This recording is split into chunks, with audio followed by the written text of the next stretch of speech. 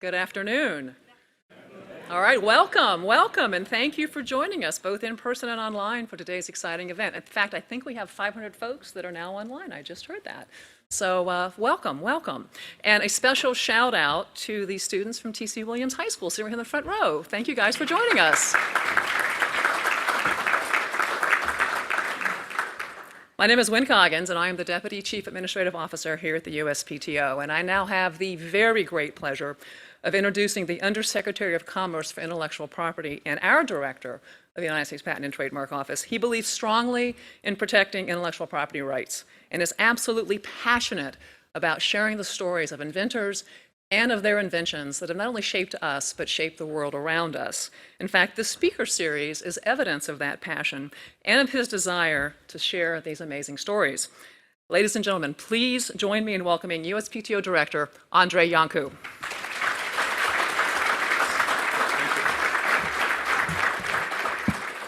Thanks, Wynn. Very good to see everybody here, and hello also to the folks online. It's very good to see a great turnout, and for the USPTO speaker series, including students from our local high school. And once again, welcome. I just returned from the White House, where Secretary Ross and I were there with President Trump, quite a few members of Congress, and lots of musicians to sign the Music Modernization Act. We are all about patents and trademarks here at the PTO, but we really are all about intellectual property in general, and we did quite a bit of work on this very important copyright bill, which updates the copyright laws for the digital age. And it was a remarkable event because it was truly bipartisan. This major piece of legislation, which took years to complete, was passed by both houses of Congress with unanimous consent from all legislators. And copyright in particular is near and dear to our heart. Again, even though we are the Patent and Trademark Office, copyright is identified in the Constitution along with patent protection for our inventors. And it is about our inventors and innovation that we are here right now, and to talk about all of that with a particularly successful example of such great inventors and innovation. And I'll get to Dr. Johnson in just a minute. But over my many years of experience, both as an engineer and then as a lawyer, and now here at the PTO, I've seen firsthand the life-changing, history-altering impact that inventors and innovation have. And it is that type of activity and that type of intellectual pursuit that has been a key driver of America's economic and cultural development over the past 200 years, ever since our founding, and it will continue to drive us to be a world-leading nation for the foreseeable future. So we want to recognize and indeed celebrate the brilliance of our inventors and the excitement of invention and the incredible benefits they all bring to our society. And really, that is what this speaker series is all about, because, as I say often, through the doors of the PTO walks our future, and it is here at the PTO, at the forefront of innovation and entrepreneurship, that we meet in our daily lives some of the most interesting people. Americans who are actively pursuing work that make the world a better place. And we really want to give everybody who works at the PTO and at the Department of Commerce the opportunity to meet these fascinating folks. And it's that important because every member of the PTO team plays a vital role towards achieving our mission. Whether you're a patent examiner reviewing new technologies, a trademark attorney helping businesses and entrepreneurs protect the brands that they rely on to fund new ventures, or any one of the hundreds of people here working to keep our lights on, or our computers and phones connected, or our employees trained, and on and on and on. This past August, we kicked off the series, the speaker series, with Raytheon's Joseph Moron, who is the inventor named on patent number 10 million. And today, we are very fortunate to have with us celebrated inventor, Dr. Lonnie Johnson. From an early age, Dr. Johnson showed an avid, and as I learned last night, sometimes problematic, and occasionally dangerous, interest in technology and innovation. His early work included reverse engineering his sister's doll to understand how the eyes closed. I wonder if they closed after the reverse engineering experiment. Nearly burning down his house while making rocket fuel, and building a go-kart out of a lawnmower engine and scraps. In 1968, he represented his high school at the Alabama Science Fair and won first prize for a compressed air-powered robot he named Lonnex. Is that right? Lonnex, yes. And again, this was 1968, and he was the only African-American student in the competition. He attended college at Tuskegee University on a math scholarship and earned his master's degree in nuclear engineering. He then joined the US Air Force, where he worked on the stealth bomber program and was awarded the Air Force Achievement Medal and the Air Force Commendation Medal on 2 different occasions. He later joined NASA, winning awards for his work on spacecraft systems design. In the meantime, he worked on his own invention. While exploring ideas for an environmentally friendly heat pump, he came up with the toy that changed summertime for millions of children. So from NASA engineer and rocket scientist to the inventor and designer of the often drenched, patented Super Soaker. This toy, which is far less likely to burn down a house than homemade rocket fuel, topped $200 million in sales in 1991 and went on to annually rank among the world's top 20 best-selling toys. In 2011, he was inducted into Alabama's Engineering Hall of Fame, the first African-American engineer to be so honored. Dr. Johnson is the founder and CEO of Johnson R&D, where his current work includes the Johnson Thermo-Electrochemical Convertor, or JTEC. By the way, we love acronyms here at the PTO, so I'm very happy that you also have an acronym for your technology. JTech, right. And the development of a new solid-state lithium-metal battery. A holder of more than 100 United States patents, Dr. Johnson has worked with the USPTO throughout his career, securing the benefit of IP protection that our nation offers inventors and entrepreneurs. And I would like to introduce Dr. Johnson to say a few words, but before you speak, given your long relationship with the USPTO, I want to give to you a USPTO pin. In addition to acronyms, we love pins in Washington, D.C. You have several pins. You can, leave that on, leave that on. He has a United States flag on. You should leave that on. No? Yeah. And we will add a USPTO pin.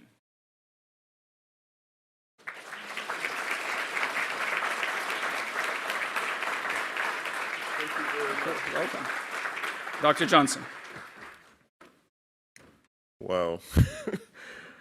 I don't know quite what to say. Everyone has made a really big deal out of my being here, but let me tell you that for me, being here is a super, super big deal. I am literally humbled by the work that you do and the importance that work has represented for me personally, and the impact that it's had on my life. So I want to thank you. I want to thank you for being the conscientious people who attend to the details that make it so important, that are so important, rather, to make sure that the patents are indeed sound and can stand the test that invariably successful patents will go through. So it's very important that the work that you do, and I just want to say thank you. Thank you for the impact that you've had on me personally. As the director indicated, I started out as a very early age. In fact, if you go to the first slide, I want to show an image of my robot. This was me in high school in 1968. That's not the robot.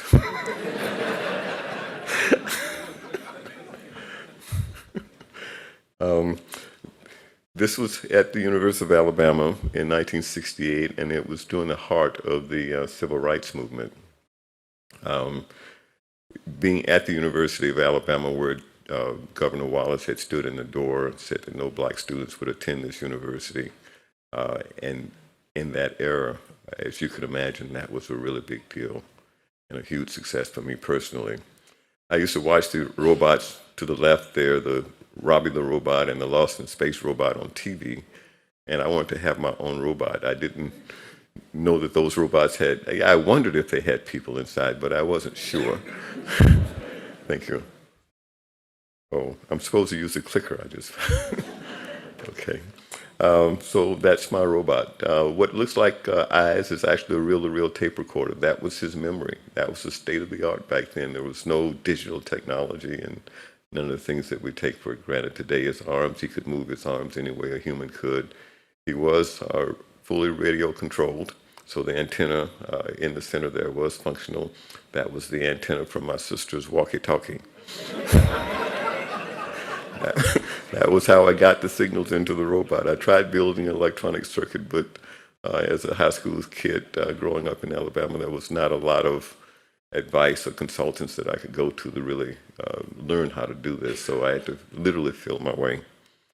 I went on to work on some of the more advanced robots. In fact, I worked on the Galileo spacecraft and a number of other spacecraft, but I put this one up in particular because I have an invention on Galileo, and having an invention that goes to another planet, I felt like, hey, I've arrived. This is the big, what I call the big fish that got away. This was actually my first patent. It was one of the few electronic patents that I have. But this was based on using, I used to use microfiche to read documents back in the day. And I thought to myself, the lines that form those letters could actually be digital ones and the blank spaces could be zeros. I could actually make a digital encoder that could read binary encoded information that had been photographically reduced to the point that you couldn't read it with your naked eye, but I could read it electronically. That's the base technology for DVDs and CDs, optical encoders. I got that patent in 1979. Did not pursue it. I was having fun working on space systems and stuff, and back then I was inventing for fun. I literally thought that the saying was true, that come up with a better mousetrap in the world would be the path to your door. You got to beat your path. You got to find a way to get it commercialized. But, need being the mother of invention, I would go home and work on my own projects, and I had this idea that, I could help solve the problem that Freon was creating for the environment, because Freon was destroying the ozone layer, which was contributing to global warming, and I wanted to come up with an air conditioning system that did not rely on Freon. So I was working on what I call a Johnson tube heat pump device that would use high pressure water going at a high velocity and use the Bernoulli effect to create a low pressure region where I could evaporate water at low temperature and then condense it using the kinetic energy of the moving stream of water. Well, I made some nozzles to do this, and I was experimenting in my bathroom, and I shot this stream of water across the bathroom, and I thought, geez, this feels really good. This could make a really neat water gun. A really high-powered water gun would be a lot of fun. So I put the hard science stuff aside and started working on a toy water gun. I figured that if I could generate some income, I could support myself and become a full-time inventor. That worked out okay.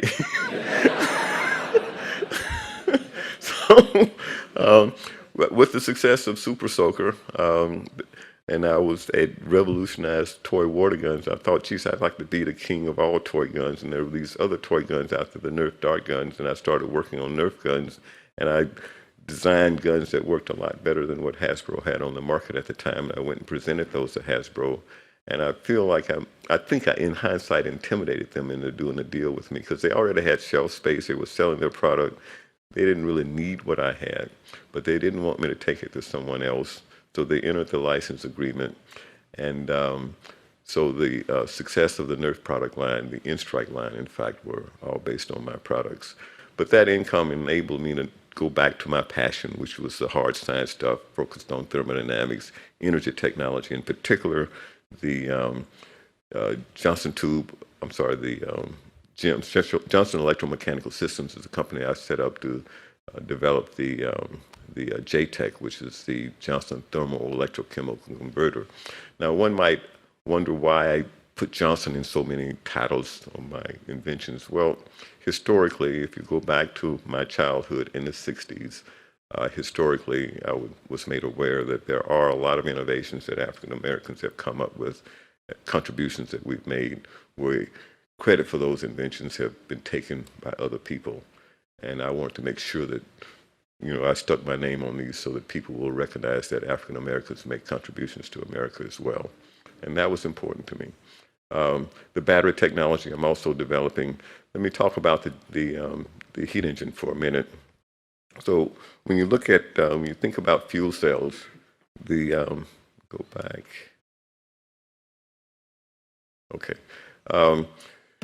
It's based on fuel cell technology. So all engines work on this basic principle of compressing a working fluid at low temperature and then heating it up and expanding at high temperature. All engines work on that basic principle.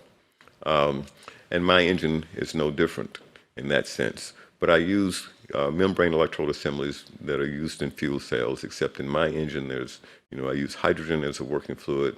There's no oxygen, no water, just pure hydrogen. And I use a pressure difference to force hydrogen through the membrane electrode assembly to generate a voltage. Well, it turns out that process is reversible.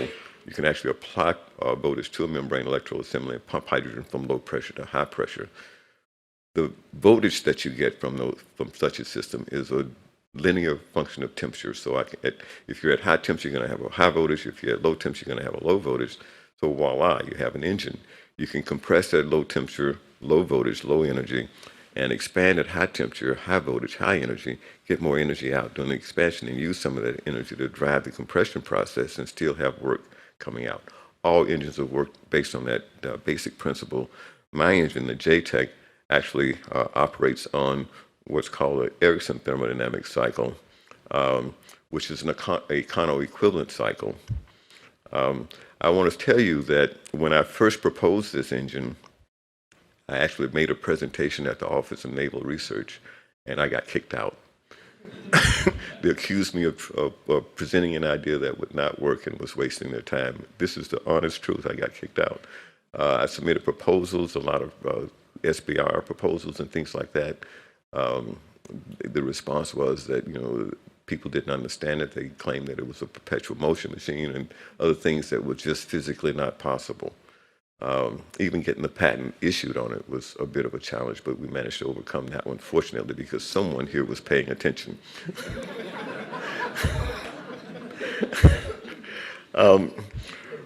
So the idea is that I won't go through this, but what's important about it is that it does not have any moving mechanical parts. Yet it is a thermodynamic engine, and it offers efficiency levels that existing mechanical engines will not be able to achieve. I mentioned the fact that of all the obstacles I faced in trying to get it developed or get resources, to get investments, to get people interested in it, to understand it. After all of that, eventually I started getting some traction, and Popular Mechanics magazine has awarded this engine as one of the top 10 world-changing inventions.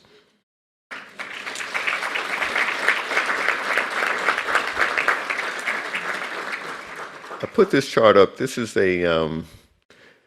all the way to the left there, you can see IC engine. That's internal combustion engine. And then with the JTEC operating on waste heat from the internal combustion engine, you can see the efficiency levels that are in excess of 50% overall conversion efficiency. That's if you can get all of the waste heat from the internal combustion engine into the JTEC. The curve that you're seeing there, the top blue curve, that's the Carnot efficiency curve. So it looks like I would exceed Carnot, right? But that's not really what's going on. It turns out that the internal combustion engine is actually burning fuel all the way over there to the right at very high temperatures. So the Carnot potential is high. So you can get good quality waste heat from the JTEC. In fact, the waste heat temperature is where the engine, that combination is located. So I'm not exceeding Carnot, but I am exceeding the efficiency of existing internal combustion engines. In fact, the JTEC, that second pink column there, a vertical bar, represent a JTEC operating on solar energy at about 85% of Carnot. So based on our modeling analysis, that is not outside the realm of possibilities. So it could be one of the most efficient developments in the world. This is an example of the engine being used for solar power generation. The high temperatures part of the engine could be located on a tower where you focus energy, solar energy, and the low temperature, of course, is maintained near ambient so that you have that temperature difference over which you're generating power. A lot of the energy, I don't think I want to describe this chart. I'll just say that it's a lot more efficient if you can get a renewable energy source that is created as electricity and supplied to an electric vehicle. You don't have all the losses along the pipeline of trying to develop a fuel, refine it, distribute it, get it into the car, and then have most of the energy dissipated as heat. We're working on solid-state batteries. I'm going to skip forward. This is it's a lithium air cell that I'm presently working on. And I'll just stop here because I'm sure the director has some questions. But I'll say that this cell, whereas conventional lithium-ion batteries are about 200 watt-hours per kilogram in terms of energy, specific energy, this cell will achieve about close to 2,000 watt-hours per kilogram. It changes the game. And in fact, imagine an electric vehicle going, today we can go only a few hundred miles. Imagine being able to go thousands of miles on a single charge. So these are the kind of things I'm working on at this point.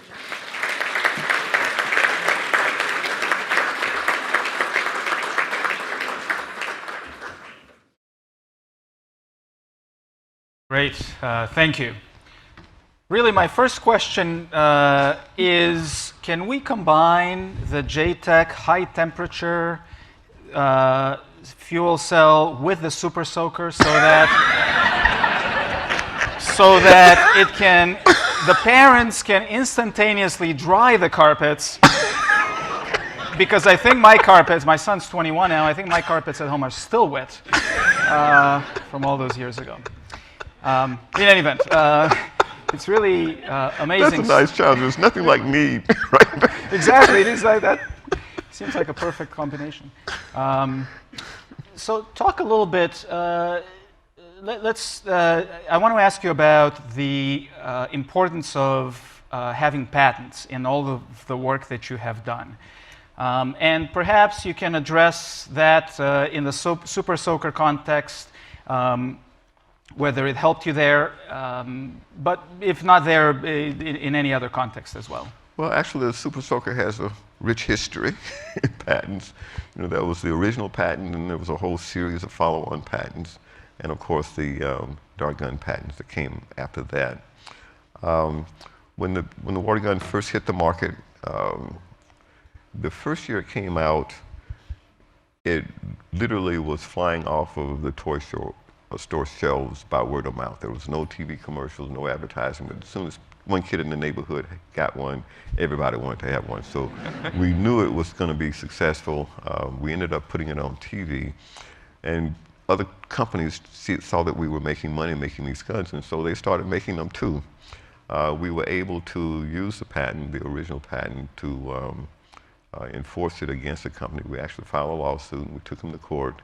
And when the other companies saw that, they pulled back, and pretty much we won that lawsuit, and we didn't have to fight anybody else. So it was, you know, and by the time they figured out how to get around our patents, we had pretty much established ourselves in the market. And how did you manage to make contacts? You did not make all of these, the high-level production yourself, right? You worked with a toy company. How did you get in touch with the toy company and enter into that agreement up front for the production of the Super Soaker? Well, that was a long story. That is a long story, in fact. It's a long time to tell it, and it's a long time to experience it. I got the idea in 1982 for the water gun. It wasn't until 1992 that it became a successful product. In the meantime, there were a lot of false starts. Different companies I was talking to, I would present. I wrote a lot of letters. One of them was to Hasbro, who eventually ended up with it, but they rejected the idea. There were other companies where I had false starts. I wanted to manufacture it myself at one point. When I figured out and got feedback as far as what it would cost to set up a production line as a captain in the Air Force, I knew that was not something I would be able to do. And I also realized that there was a lot about business that I didn't understand. So at that point, I realized that it would be smart to find a licensee, someone who would know how to execute it properly and make it a profitable product. And then there were a lot of false starts on that. Several companies I talked to, most of them liked the product, but they failed in the execution. I ended up getting rights back, and eventually by '89, I met the people at Laramie at Toy Fair in New York, and I was telling a story earlier about when I met the vice president of the company, and I was telling him I had this toy gun invention. I started describing it to him. He said, "Well, I can't review it now. We're at a major trade show. I'm talking to buyers for our product, but our headquarters is in Philadelphia. If you're ever in the area, I would love to talk to you about your invention and your idea." And I said, "Great, okay, I'll see you in Philadelphia." And then as I was getting up, he said, "Don't make a special trip." Of course, I went home, and the last company I had been talking to, I had not gotten my prototype back. And they were having problems even with their model shop. So I had to make a new gun, and this was the first time I actually put the bottle on top and actually had a large volume of water in it. Up until then, it was all inside the body of the gun, and it was all glued together, basically. And but it took me a couple of weeks to make that next generation. And after I got it finished, I picked up the phone and I called their office, and I said, "I'm going to be in the area next week." But still, don't make a special trip. But I made a special trip, and it was classic. I was there. I was sitting outside. I remember the glass window. I was outside in the reception area. The receptionist was on the other side of the glass, and I sat there. It seemed like it was hours waiting to be called because the president of the company was there, the vice president, and the management staff. They were having meetings, and I had to wait until they were ready for me. And so it was really classic in that sense. Eventually, they called me in and asked me what I had, and I opened up my suitcase, pulled the gun out, and pumped it up. I had water in it, and fired it across the conference room, and the president of the company said, "Wow." And then and they had manufactured water guns before, but they had never seen anything perform like that. And they got and then the brainstorming started, and they started talking about how they could get into production, what kind of price would they have to. And at that point, I realized that I captured their imagination, and I basically just kind of stepped back and let them go at it, because I felt like it was in good hands at that point. And the rest is history. It became very successful. Did you have a patent at the time you first met with them? Absolutely. In hindsight, I'm convinced that if I had not had a patent, that the contract I ended up with would not have happened. There's no way. I've seen some of the things they've done to other inventors. Fortunate that I could see it from the inside. But I worked closely with Laramie and continued to make other versions of the gun, provided refinements, and so the internal mechanisms, there were different variations on it that evolved into a pretty extensive line. By the way, we're going to have the audience ask some questions in a few minutes, so you should all get ready. Students, get ready. Okay. So at that time, did you have another job when you were shopping around your At the toy? time, I was active duty in the military. I was in the Air Force. I was in Omaha, Nebraska at Strategic Air Command headquarters. Those were the 80s when one false start after another. I met the people at Laramie after I got out of the Air Force. And I initially got out of the Air Force with the water gun was one of the projects, but I had like 5 other projects, and I felt like, okay, I got the odds in my favor. One of these have to be successful. I had to request separation from the military 6 months in advance. That was a requirement as an officer. And so as those 6 months rolled around, one by one, those projects ended up getting delayed, one problem after another. And in the end, I ended up falling flat on my face. I had to get out of the Air Force, so it meant I had no job. I had been living in base housing, which meant I had no home. I had a family of 5 to support, and I can tell you that was a very stressful time. But what was important about that was the clear intent of launching, going out on my own. And I was able to reach out to the people at JPL, and they welcomed me back, fortunately, so I went back to NASA. And as soon as I got stabilized, I got my footing, I started again. But this time, Super Soaker, in fact, I did wait until I started getting some income before I left. Talk a little bit about, by the way sometimes these things work. I've experienced being on the other side of this type of an interview. And sometimes the interviewers, the reporters, give the questions ahead of time, and you're expecting a response ahead of time so you can work together.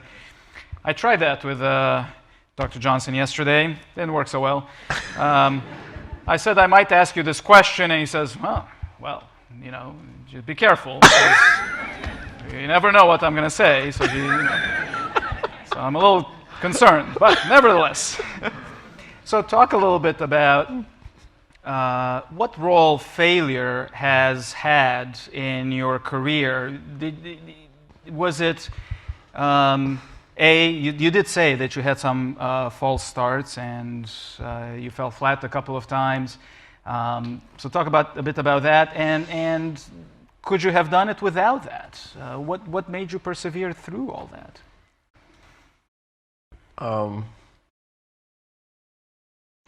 When you said that, I was thinking about a different question, but that's okay. We can also do that. What question should I ask?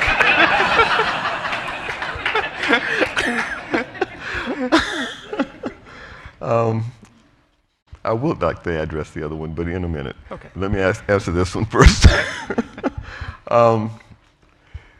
Failure plays a key role.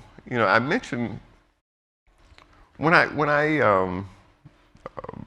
was going to manufacture the product myself, and I got a response from the injection molding company that it was going to cost $200,000 to get the first 100 guns off, first 1,000 guns off the production line. Thinking $200 for a water gun, who's going to pay that? You know, so at that point, it didn't make sense to try and pursue it, right? Because nobody's going to pay that much for a water gun. So one could have said, okay, this is not going to work. I need to do something different. But rather than accept that, you know, I could look around and see that there were other products out there. I realized that, you know, there were some things I didn't know and didn't understand. So that's when I decided to license. But it was an opportunity to learn, is what it came down to. But it also was another opportunity, another path to failure, possibly, because one of the things that inventors worry about a lot is, you know, will someone steal my idea? Will they just take it and run with it and leave me out? And I have experienced that. I've experienced it in a very real sense. But I was willing to take the risk because, one, I knew that there were some things I needed to learn. And 2, I also knew that if nobody knew about my idea, there was no way I was going to make any money on it. No way it could be successful if nobody knew about it. So, you know, I decided that it was worth the risk, and if things did go wrong, I would at least learn something and I'd be able to use that on my next idea. But the idea of giving up never really occurred to me. It just didn't occur to me. The question that I thought you were going to ask about was, how do we stimulate our youth and what happens to the inventive minds? One of the challenges that we face is the fact that we tend to be conservative with our children. We want to protect them, and we tend to steer away from risk. I was fortunate in hindsight. Maybe my parents were just too busy to pay attention, but I don't think that was the case, because I literally, when I was building the robot, it was in my mother's kitchen, and she had a small kitchen, and that robot, I had parts all over the place. I must have taken up half the kitchen. But also, when I was mixing the rocket fuel, it was in the kitchen. I had gone to the library to figure, and I got this recipe. I was interested in rockets. I watched President Kennedy when he talked about putting a man on the moon before the decade was out, and I was all into rockets. And so I was mixing the rocket fuel, following the directions, and then, and this wasn't my first time. I'd gotten pretty good at it. But also, when I was on the stove and it was melting down, it becomes this syrup-like material that you pour into the body of the rocket, right? Well, it overheated a little bit. And as soon as I saw the little spark, I knew there was no way I could, because it's solid propellant, it's just there reacting with itself. I knew that there was no way I was going to put it out. The only thing I could do was back up, and the smoke got so thick I couldn't see my hands this close to my face. It was the flames were shooting out of the pot, and it was just crazy. And when it eventually cleared, there were a few small hole burns in the kitchen chairs, but the kitchen didn't catch a fire. And of course, I was scared to death. But when my dad came home, he looked at me and he said, "You're gonna have to mix that outside from now on." And they bought me a hot plate. So being able to tolerate, quirky kids who do things that are crazy, sometimes independent thinking is hard for adults to accept. And sometimes I think also that kids who really break the rules and think outside of the box and do things that are sometimes unbecoming, a lot of them end up in trouble, in serious trouble. One story I like to tell sometimes, my brother took some of my rocket fuel to school. It was not me. But it ended up, I'm in math class, right? And being the studious student that I was, when my name came over the PA system, Lonnie Johnson reported to the principal's office, I knew I was in trouble. For what, I had no idea. When I got there was my brother with some of his friends. They lit some of my rocket fuel on the hallway in school, and the police was there. They, of course, I said I was trying to explain that I hadn't done anything, but I was the manufacturer. No, in fact, I was the bomb builder, so they accused us of trying to blow up the school, and they took us all down to the police station, and I'm there crying, scared to death. And I was trying to explain that it was just rocket propellant, it was not a bomb, and the detective there was there, okay, well, he was taking it all with a grain of salt. And then they actually got results from the laboratory that they had actually analyzed the material. And it came back and he started reciting the ingredients that were in the propellant, right? And I'm like, wow, they reverse engineered it. I'm really impressed at how sophisticated they were. And then I said, I told you it wasn't a bomb, it was just rocket propellant. And he says, yeah, we have to change the charge from trying to blow up the school to arson. I'm like, oh my God, my whole future and my whole ideas about who I wanted to be, it was just bad news. Eventually, the detective called up my high school principal and asked what should I do with them, and he said send them home. And that was the end of it. So I would not be sitting here if adults in my generation had not been as tolerant. Okay, so I guess for the students, the lesson is they're going to go home and say, Mom and Dad, I got to blow up the kitchen. I was at the PTO today. Dr. Johnson, great inventor, said, you got to be tolerant of me. That's a great story, though. There are many, many stories like that, and there are many inventors who say that it's a shame that kids are no longer allowed to be kids nowadays, and the chemistry sets we give them nowadays are so safe and proper and secure. It's hard to experiment with real stuff. Okay, questions from the audience? Yes, ma'am. So, on the path from vision. Hold on a second. Wait for a microphone.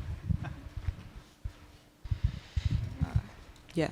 So, on the path from vision to fruition, I'm curious to know if you have an opinion in regards to whether there's some least effective advice and most effective advice. Most effective advice? Yeah, in order to progress from having a vision to realizing the vision, whether there's something that you've been told or that you think is the least effective advice and something that's the most effective advice. Yeah, there was one bit of advice that I got. I don't know if I could call it advice. Early on, I remember I was at the Air Force Rocket Propulsion Laboratory at Edwards Air Force Base.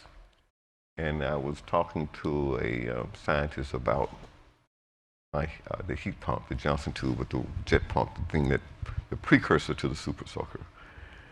And I was telling him I wanted to be an independent inventor. And he said, well, those guys are like celebrities, you know. You can't, no way. But if that's really what you want to do, I wish you a lot of help. Which means that, and I didn't quite understand it at the time, but certainly, you don't really achieve success without a lot of help, without people believing in you, without people taking risk along with you, getting people to understand what you're trying to do. You can't, you really don't get there by yourself. So, but the other bit of advice I'll give, and it's based on my experience, the most important thing you can do is persevere, by far. I mean, and there's no set recipe or process because every invention is different. It's a different market, different device, different technology, and it's a combination of things that, particularly for an independent inventor coming from outside a situation, it really does come down to that. The problem you have with large companies is that the companies typically will have engineers on staff whose job it is to come up with innovation, come up with new products and so forth. And so someone coming in from the outside, they've got to go tell the boss that, hey, this guy came up with something that's better than I could come up with. And most people don't want to do that. So it is difficult. And typically you're going in at a middle management level where you're going to face that kind of scenario. So you've got to really have something that's going to make a difference, or you got to do it yourself. And a lot of times people inside companies don't have the vision to see what you see as an inventor. And so it's hard to capture their imagination. So perseverance is really the one key element that I think is consistent and does work. Yes. I wanted to use perhaps the JTEC device as an example for a wider question. I'm curious, because I know that at JPL there was work on thermoelectrics as well, and you rightly mentioned that sort of the quality of heat. Everybody wants to scavenge what is supposedly free energy, but by the time you get to scavenge it, it's kind of degraded. And I think BMW for a while, I don't know if they ever realized it, they were talking about putting a thermoelectric device on their engine to capture some energy. So I'm wondering what your vision of the scope of these heat scavengers is, and where you see the really effective devices coming along.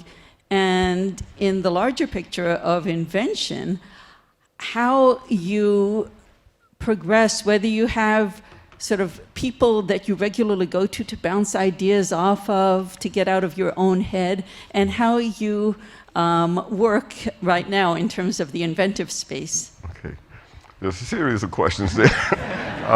Could I have the audiovisual guys to put up my charts, put up the whole array of charts, because the ones that were pulled up earlier, I thought I might need to refer to. Go down further. Is that the whole array? No, go down. Thanks. Further. See if it's up there.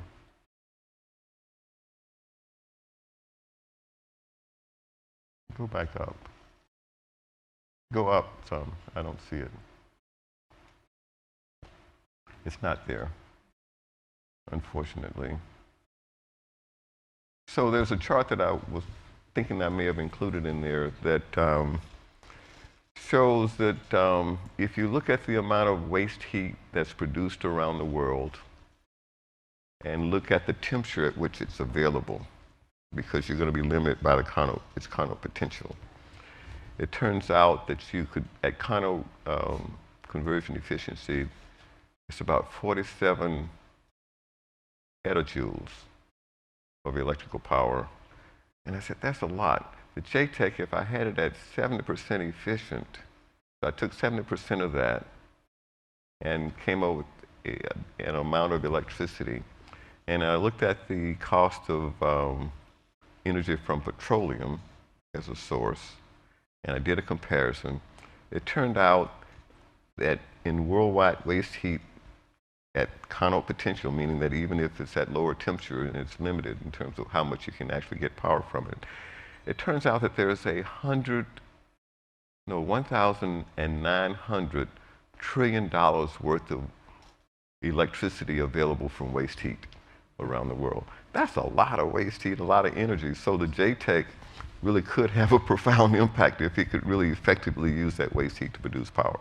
So that's a source of excitement. There were some other questions in there.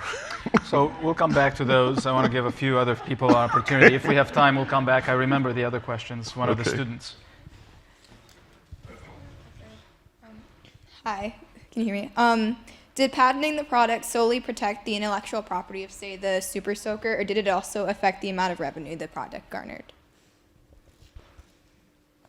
Yes, I think if I understood you correctly. The patent, we did end up enforcing the patent against infringers, so it did, it was key to the success of the Super Soaker, and particularly my success in terms of being able to really exploit the invention.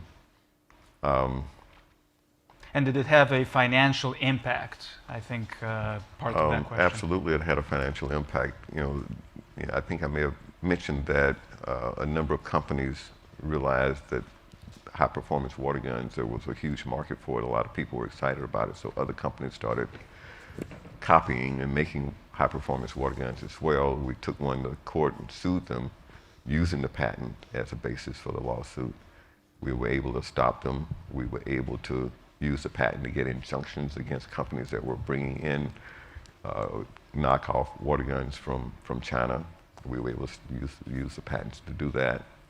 And once we were able to do that, of course, we were free to pursue the market and exploit the patent. And eventually, as I said, it took them a few years, but eventually they were able to come up with designs that use compressed air that avoided the patent, but they couldn't figure out how to do it initially. So the patent was extremely helpful, and in hindsight, I could have written that patent a little bit different. I'm sorry, I put you right on the spot in front of everyone from the patent. Yes, sir. So you went from a Super Soaker, which is definitely a consumer kind of industry, back to what is really high tech with battery technologies, electrochemistry, fuel cells. So in your time that you really were focused on Super Soaker, were you maintaining your network in the high tech area, and how did you kind of see that transition back from the consumer side to the high tech side? Well, I'll say that I think maintaining a network is probably not what I did, because at one point I was focused on toys totally in the 90s, and we could do we went from concept to product design, including packaging and the whole 9 yards, and we were having product manufactured in China, and my company was actually subcontracting to Laramie to get the products developed. And so I was collecting royalties as well as being paid on a contractual basis to develop the product. So that worked very well, and I was really focused on that. I did get interested in energy tech. I was already interested in energy technology, but I got started working on batteries in '98 timeframe, and I maintained a focus on the technology. Not so much a network of relationships, but moving the technology itself forward. I'm not sure I may have mentioned, but I think the question that was asked earlier was about spacecraft power and so forth. But NASA is now looking at the JTEC as a way of converting heat from radioisotope powered spacecraft into electricity, because it's a lot more efficient than thermoelectrics. The auto industry, I think, for the most part, gave up on use of thermoelectrics to convert heat to electricity, because the materials themselves were cost effective, but by the time you added on all the other stuff to be able to convert the heat, it ended up not cost effective. So I think for the most part they've given up. But JTEC represents a new opportunity to really make vehicles, automobiles, internal combustion engines more efficient. Hopefully the internal combustion engines go away. There may be so JTEC will be used for industrial applications where you need internal combustion engines, but hopefully your patents are written broadly enough for that well, purpose. hopefully internal combustion engines in cars are replaced with electric vehicles, because that's what we need to have happen. So that's why I'm working on battery technology too. Great. And because I've spent the better part of this hour looking straight at our Commissioner for Trademarks, it reminds me that I'm going to get in trouble if I don't ask the following question. What role did trademarks play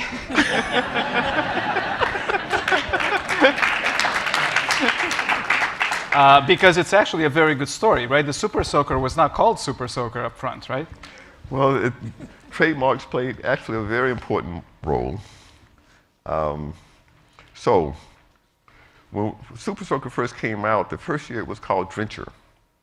And another inventor claimed that he owned the name Drencher because he had Drencher as on a word. He had the gun title was something else, but totally read Drencher. And since he had Drencher in the word, in the caption there, he said he owned that name and he was going to sue us and so forth. And so rather than deal with that, we changed the name to Super Soaker.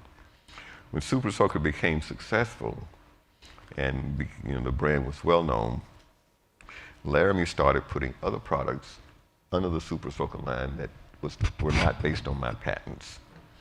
And so they were trading, even though my patents and my inventions had created Super Soaker, there were things that they were able to use a trademark because that contract didn't cover that. So, obviously I was disappointed about that. So when I started working on Nerf dart guns, I said, aha. As I said, it's an opportunity to learn. So you lose a little bit. Sometimes tuition is very expensive. So when I did the dart guns, I told Hasbro that, okay, I want a subcategory. You already have Nerf line. I understand you have shelf space, but I think my gun's going to perform very well, and so I would like to have a separate category under the Nerf line. And you can name it what you like. I suggested some things, JTEC and some other things like that, but it's up to you to choose what branding you'd like to use. Sure enough, my dart guns started doing well. They had set up this subcategory called N-Strike. And when things really started taking off, I see some heads nodding over here. They recognize N-Strike.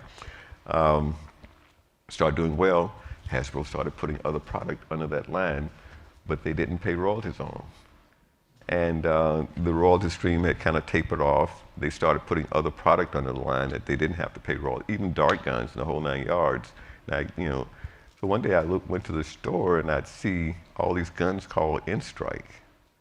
I said, well, I went back and actually looked at the contract, and it turned out, indeed, I had that clause in there. I called them up. They said, "Oh no, Mr. Johnson, you're misreading and misinterpreting the contract. That's not what it says at all." And they gave me an alternate definition for it. And this went on for about a year. And so finally I said, okay. I filed a lawsuit. They fought it and lost. How's the relationship with that company now? Well, I really avoided, and that's exactly what I did not want to happen. But it turned out that the president of Hasbro, to his credit, said, "Lonnie, I know that," and even the engineers and managers during the lawsuit, they came in, they were very honest, very straightforward. It was really refreshing, but then there were some things that I felt like I was getting beat up. So it was a very stressful experience. But the president of the company called me and said, "We'd like to settle this. And after we settle, I will personally attend some of the inventor submissions meetings with you just to let everybody know that we're still cool." And I said, well, that's great. And so I ended up, but along the way, things started getting tight for me financially because I was running a company. I had engineers working on things like the JTEC and the battery technology. And I wasn't getting revenue from Hasbro. And so I got a call out of the blue from Mattel. It turns out they were launching a product line. And I didn't realize that, they were launching a product and they ran into one of my patents. And it turns out that that patent only had a year of life left on it. And they wanted to buy it. And I said, well, I don't know if I can do that. I contacted my attorneys and everything. They said, oh, we've looked at the contract. It's okay for you to do this. Turned out it wasn't. But anyway, I sold the patent. I think it was like $200,000, $250,000, something like that, even though it only had 1 year of life left. If I had known that they had a whole product line, that this particular product was like the lead TV promoted product, and they had a lot at stake, I probably could have gotten a lot more for it. But in any case, trademarks played a key role. Okay. We're basically out of time. Unfortunately, we are out of time.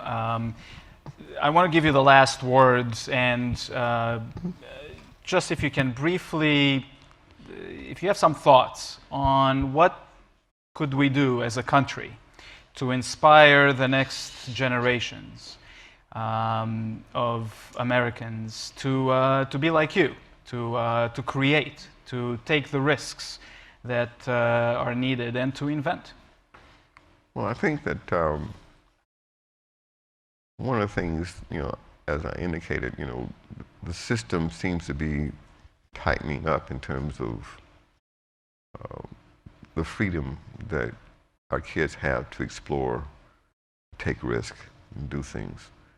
When I was a kid, there were days I could get up in the morning, get on my bicycle, and I'd be gone all day until night, and then I could come home and and it was okay. But heaven forbid if my daughter would do that. My wife would panic, and I'd worry too. So it's hard, and I don't think things are that different. Hell, I grew up in the South in Alabama, and in my neighborhood, it was not uncommon for whites to come into the neighborhood and literally pick up black kids, and sometimes we would not hear from them. I personally have had an experience where I literally ran for my life in a similar scenario, and so even with that, we still had the freedom. But I think that the news cycle and maybe some other things cause the fear to be so present that we really maintain a tight rein. I don't think a lot of things that we see now, mass shootings and things like that, were not happening that I recall, but there were other dangers. But we've got to let our kids, we got to have them, they got to be free to explore and follow ideas. And not destroy them when they make a mistake. Great. Thank you. You're an inspiration. And please join me in thanking her.